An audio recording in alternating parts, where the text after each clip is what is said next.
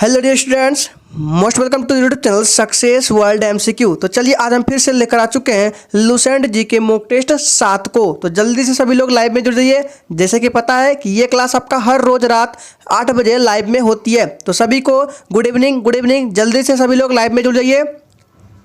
तो चलिए आज के सेशन को देखते हैं। तो जो भी चैनल पर पहली बार आए हैं वो चैनल को सब्सक्राइब कर लेंगे। तो आज के सेशन का सबसे पहला प्रश्न आपके स्क्रीन पर है, मूल कर्तव्य का वर्णन संविधान के किस अनुच्छेद में है। ऑप्शन आपके सामने है 12 से 35, 36 से 51, सी है 51 का, या डी है 52 से 151। ठीक है, और आपको सोचने के लिए 5 सेकंड का टाइम भी दिया आता है। तो चलिए जल्दी से सभी लोग लाइव चैट में आंसर करेंगे। और बता दें कि ये सेशन जो है, बता दें फिर से कि ये सेशन सभी एग्जाम के लिए इंपॉर्टेंट है, चाहे वो एसएससी के कोई भी एग्जाम हो, रेलवे हो या स्टेट एग्जाम हो। अगर आपको जल्द से जल्द सिलेक्शन लेना है तो आपको हर रोज मॉक टेस्ट देने पड़ेंगे। तो चलिए एक नंबर प्रश्न का राइट आंसर जो भी बच्चे लाइव चैट में सी को दे रहे हैं, बिल्कुल सही जवाब है। मूल कर्तव्य का वर्णन संविधान के किसमें है, याद रखिएगा 51 को में। ठीक है, ऑप्शन सी इस प्रश्न का बिल्कुल राइट आंसर हो जाएगा। चलिए आगे देखते हैं। अगला प्रश्न आपके स्क्रीन पर है, उस पहले गवर्नर जनरल का नाम बताइए जिन पर महाभियोग चलाया गया था।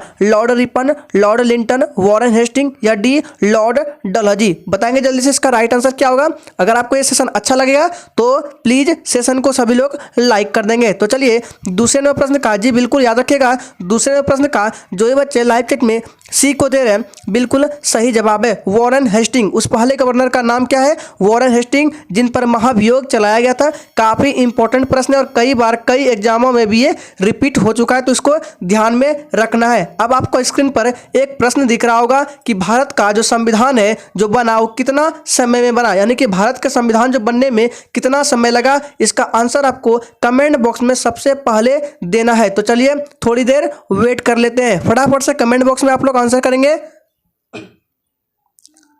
और जिसका भी कमेंट में आंसर सबसे पहले आएगा उन्हीं के आंसर को कम्युनिटी टैब में पोस्ट किया जाएगा।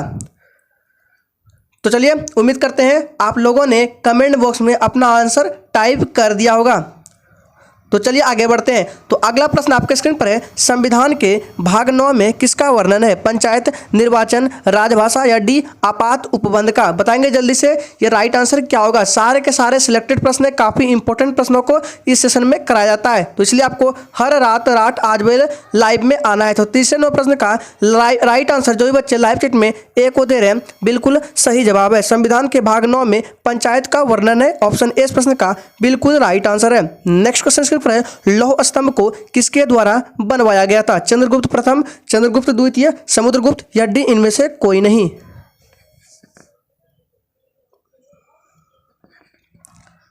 Times up. तो इस प्रश्न का जो भी बच्चे लाइव चैट में बी को दे रहे हैं, बिल्कुल सही जवाब है। लौह स्तंभ को किसके द्वारा बनवाया गया था, तो चंद्रगुप्त द्वितीय के द्वारा। ऑप्शन बी इस प्रश्न का बिल्कुल सही जवाब है। जी हाँ दोस्तों, चंद्रगुप्त द्वितीय। चलिए आगे देखते हैं। अगला प्रश्न स्क्रीन पर है, भारतीय राष्ट्रीय कांग्रेस के प्रथम मुस्लिम अध्यक्ष कौन थे। जाकिर हुसैन, अमजद अली खां, बदरुद्दीन तैयब जी, या डी सर सैयद अहमद खां। ये प्रश्न काफी इंपॉर्टेंट है। जी बिल्कुल, सभी को गुड इवनिंग। जल्दी से आंसर करेंगे।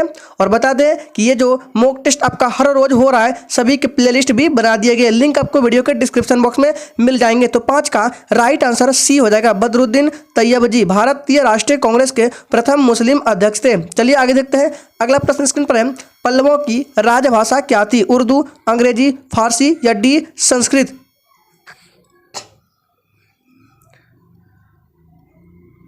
Times up. तो 6 नंबर प्रश्न का राइट आंसर क्या हो जाएगा, पल्लवों की राजभाषा क्या थी। डी बिल्कुल राइट आंसर हो जाएगा, डी संस्कृत। याद रखिएगा, पल्लवों की राजभाषा संस्कृत थी। ऑप्शन डी इस प्रश्न का बिल्कुल सही जवाब है। अगर आपको किसी भी प्रश्न में थोड़ा भी डाउट होता है तो तुरंत आप कमेंट बॉक्स में पूछ सकते हैं। नेक्स्ट प्रश्न है, किस उच्च न्यायालय में न्यायाधीशों की संख्या सबसे कम है। गुवाहाटी, दिल्ली, पटना, या डी इलाहाबाद। चलिए जल्दी से सभी लोग लाइव चैट में आंसर करते जाएंगे। Times up. तो 7 का राइट आंसर है जो भी बच्चे लाइव चैट में ए को दे रहे हैं, बिल्कुल सही जवाब है। गुवाहाटी उच्च न्यायालय में न्यायाधीशों की संख्या कम है। ऑप्शन ए इस प्रश्न का बिल्कुल सही जवाब है। अगला प्रश्न स्क्रीन पर है, किस उच्च न्यायालय में न्यायाधीशों की संख्या सबसे अधिक है। गुवाहाटी, पटना, इलाहाबाद, या डी दिल्ली। जल्दी से सभी लोग आंसर करेंगे लाइव चैट में फटाफट से। जी बिल्कुल याद रखिएगा। 8 नंबर प्रश्न का राइट आंसर जो भी बच्चे लाइव चैट में सी को दे रहे हैं बिल्कुल सही जवाब है, इलाहाबाद हो जाएगा। ऑप्शन सी बिल्कुल राइट आंसर है। नेक्स्ट क्वेश्चन है टमाटर में कौन सा विटामिन पाया जाता है? Vitamin C, vitamin B6, vitamin E या फिर विटामिन के? चलिए जल्दी जल्दी से लाइव चैट में आंसर करेंगे और जल्द से जल्द आपको सिलेक्शन लेना है, तो हर रोज आपको मॉक टेस्ट देने हैं। तो चलिए 9 का राइट आंसर क्या हो जाएगा? टमाटर में कौन सा विटामिन पाया जाता है? तो विटामिन सी पाया जाता है। ऑप्शन इस प्रश्न का बिल्कुल सही जवाब है। चलिए आगे देखते हैं। अगला प्रश्न आपके स्क्रीन पर है, मानव में गुर्दे का रोग किसके प्रदूषण के कारण होता है? निकोटीन, सल्फर, मैग्नीज या डी कैडमियम? मोस्ट इंपॉर्टेंट प्रश्न है, VBI है, इसको इंपॉर्टेंट मान के रखिएगा। Times up. तो 10 नंबर प्रश्न का राइट आंसर जो ये बच्चे लाइव चैट में डी को दे रहे हैं बिल्कुल सही जवाब है, कैडमियम। याद रखिएगा, मानव में गुर्दे का रोग कैडमियम प्रदूषण के कारण होता है। ऑप्शन डी बिल्कुल सही जवाब है। अगला प्रश्न स्क्रीन पर है, जूनागढ़ शिलालेख का संबंध किससे है? रुद्रदामन, पुलकेशिन II, समुद्रगुप्त या डी इनमें से कोई नहीं? सोच समझ के राइट आंसर करते जाइए और सेशन के लास्ट में अपना स्कोर जरूर दीजिएगा कमेंट बॉक्स में कि आपने कितने क्वेश्चंस का सही जवाब किए हैं। तो 11 का राइट आंसर जो ये बच्चे ए को दे रहे हैं बिल्कुल सही जवाब है, रुद्रदामन। ऑप्शन ए प्रश्न का बिल्कुल सही जवाब है। जी बिल्कुल याद रखिएगा, रात 8 बजे लाइव में होती है क्लास। नेक्स्ट है, सरफरोशी की तमन्ना अब हमारे दिल में है का नारा किसने दिया? इकबाल, रविंद्रनाथ टैगोर, राम प्रसाद बिस्मिल या डी इनमें से कोई नहीं? चलिए जल्दी जल्दी से आंसर करेंगे आप लोग। Times up. तो 12 का जो भी बच्चे क्या दे रहे हैं? 12 का सी बिल्कुल सही जवाब है, राम प्रसाद बिस्मिल। सरफरोशी की तमन्ना अब हमारे दिल में है का नारा राम प्रसाद बिस्मिल ने दिया। ऑप्शन सी बिल्कुल राइट आंसर है। नेक्स्ट क्वेश्चन स्क्रीन पर है, अशोक की माता का नाम क्या था? अवंतिता, सुभद्रांगी, देवी या D Bhadravati?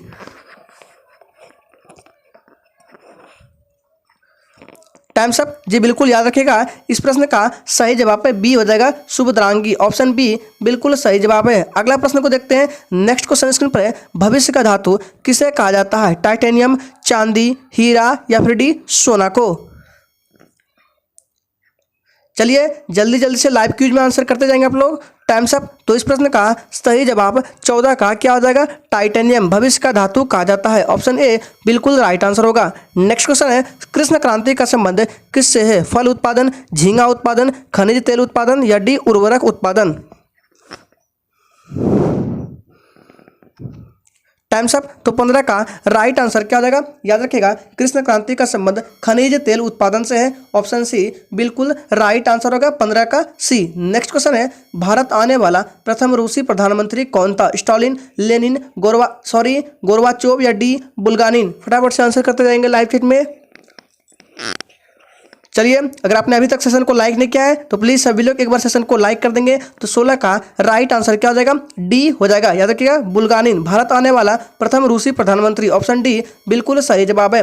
Next question screen पर है, कानून की आत्मा किसकी कृति है? मॉन्टेस्क्यू, चेम्सफोर्ड, रविन्द्रनाथ टैगोर या अब्दुल कलाम की? चलिए, तो इस प्रश्न का सही जवाब 17 का क्या हो जाएगा? ए हो जाएगा, मॉन्टेस्क्यू। कानून की आत्मा किसकी कृति है? तो मॉन्टेस्क्यू की कृति है। ऑप्शन ए बिल्कुल राइट आंसर होगा। नेक्स्ट क्वेश्चन स्क्रीन पर है, लिस्बन नगर किस नदी के किनारे बसा है? टैग नदी, सोन नदी, राइन नदी या डी इनमें से कोई नहीं? Times up. तो 18 का राइट आंसर क्या हो जाएगा? लिस्बन नगर किस नदी के किनारे बसा है? तो 18 का राइट आंसर ए हो जाएगा, टैग नदी के किनारे बसा है। ऑप्शन ए बिल्कुल राइट आंसर है। नेक्स्ट क्वेश्चन स्क्रीन पर है, कोटा नगर किस नदी के किनारे स्थित है? सोम नदी, चंबल नदी, लूनी नदी या डी साबरमती नदी? चलिए फटाफट से आंसर कीजिए लाइव चैट में। Time's up. जी बिल्कुल याद रखिएगा, 19 का जो भी बच्चे बी को दे रहे हैं बिल्कुल सही जवाब है, कोटा नगर चंबल नदी के किनारे स्थित है। ऑप्शन बी इस प्रश्न का बिल्कुल राइट आंसर है। नेक्स्ट क्वेश्चन स्क्रीन पर है, स्पेन के संसद को किस नाम से जाना जाता है? संसद, कार्टेस, पार्लियामेंट या डी इनमें से कोई नहीं? Times up. तो इस प्रश्न का सही जवाब 20 का क्या हो जाएगा? बी हो जाएगा। स्पेन के संसद को कार्टेस के नाम से जाना जाता है। ऑप्शन बी बिल्कुल राइट आंसर है। नेक्स्ट क्वेश्चन स्क्रीन पर है, ब्लेड लेड का रासायनिक नाम क्या है? कार्बन, सीसा, ब्रोमाइड या डी ग्रेफाइट?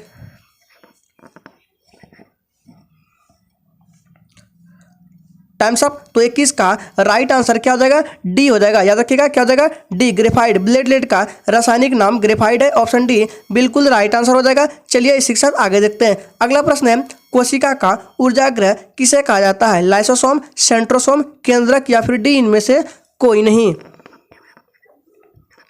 चलिए जी, बिल्कुल हर रोज रात 8 बजे ये क्लास होती है। तो चलिए इसका राइट आंसर करेंगे डी के साथ, इनमें से कोई नहीं। तो होगा इसका आंसर क्या, चलिए बता देते हैं। कोशिका का जो ऊर्जागृह है माइटोकॉन्ड्रिया को कहा जाता है, ठीक है। इस प्रश्न का राइट आंसर हालांकि डी होगा, इनमें से कोई नहीं, ना तो लाइसोसोम है, ना तो सेंट्रोसोम है, ना तो केंद्रक है। इसका राइट आंसर है माइटोकॉन्ड्रिया, ठीक है। ध्यान सुनिएगा, कोशिका का ऊर्जागृह माइटोकॉन्ड्रिया है। चलिए इसी के साथ आगे देखते हैं। अगला प्रश्न आपके स्क्रीन पर है, फेफड़ा का मुख्य कार्य क्या है। याद रखिएगा, फेफड़ा का मुख्य कार्य क्या है, पाचन, अवशोषण, रक्त को शुद्ध करना, ऑक्सीजन को रक्त में प्रवाहित करना। बताएंगे इसका राइट आंसर क्या होगा। चलिए जी, बिल्कुल याद रखिएगा, जल्दी से आंसर करेंगे इसका लाइव चैट में। तो इस प्रश्न का राइट आंसर क्या हो जाएगा, फेफड़ा का मुख्य कार्य क्या है। तो 23 का राइट आंसर डी है, ऑक्सीजन को रक्त में प्रवाहित करना फेफड़ा का मुख्य कार्य है। डी इस प्रश्न का बिल्कुल राइट आंसर हो जाएगा। नेक्स्ट क्वेश्चन स्क्रीन पर है, मास्टर ग्रंथि कौन कहलाती है, थायराइड ग्रंथि, एड्रिनल ग्रंथि, थाइमस ग्रंथि या डी पीयूष ग्रंथि। काफी इंपॉर्टेंट प्रश्न है। जो भी चैनल पर पहली बार आए वो चैनल को सब्सक्राइब कर लेंगे और साथ में बेल आइकन को भी प्रेस कर लेंगे ताकि आपसे एक भी सेशन छूटे ना। तो 24 का राइट आंसर क्या हो जाएगा, मास्टर ग्रंथि कौन कहलाती है। तो पीयूष ग्रंथि को मास्टर ग्रंथि कहते हैं, ऑप्शन डी बिल्कुल राइट आंसर हो जाएगा। चलिए आगे देखते हैं।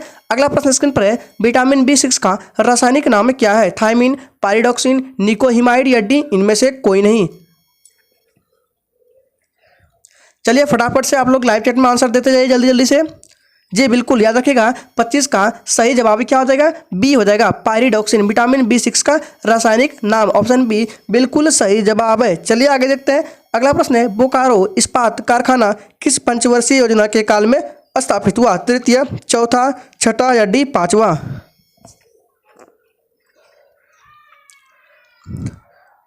Times up. तो 26 का जो राइट आंसर है क्या हो जाएगा, ए हो जाएगा, तृतीय। याद रखिएगा, तृतीय पंचवर्षीय योजना के काल में बोकारो इस्पात कारखाना स्थापित हुआ, ऑप्शन ए इस प्रश्न का बिल्कुल राइट आंसर होगा। नेक्स्ट क्वेश्चन स्क्रीन पर है, पूरे विश्व में किस बैंक की शाखाएं सर्वाधिक है, आरबीआई की, पीएनबी की, एसबीआई की या डी इनमें से कोई नहीं। चलिए फटाफट से आंसर करते जाएंगे आप लोग। Times up. तो इस प्रश्न का सही जवाब 27 का क्या हो जाएगा, सी हो जाएगा, एसबीआई। पूरे विश्व में किस बैंक की शाखाएं सर्वाधिक है, तो एसबीआई की शाखाएं सर्वाधिक है, ऑप्शन सी बिल्कुल राइट आंसर होगा। नेक्स्ट क्वेश्चन स्क्रीन पर है, जानकी रमन समिति का संबंध किस घोटाले से, प्रतिभूति, दाल, कोयला या फिर डी चीनी।